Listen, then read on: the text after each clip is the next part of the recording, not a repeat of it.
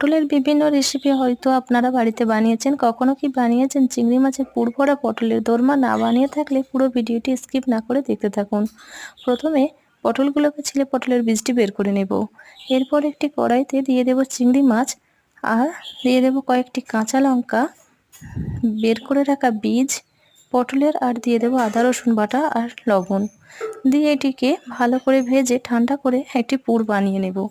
পুরটি পটলের মাঝখানে দিয়ে সাদা তেল দিয়ে সামান্য একটু লবণ দিয়ে ভেজে নেব।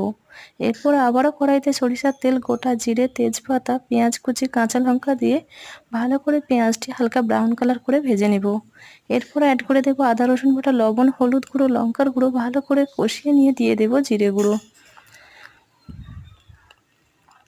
এরপর পুর ভরা পটলটি দিয়ে ভালো করে কষিয়ে পরিমাণ মতো জল দিয়ে ভালো করে সেদ্ধ করে একদম শুকনো শুকনো করে নামিয়ে নিলেই তৈরি হয়ে যাবে পটলের দোরমা।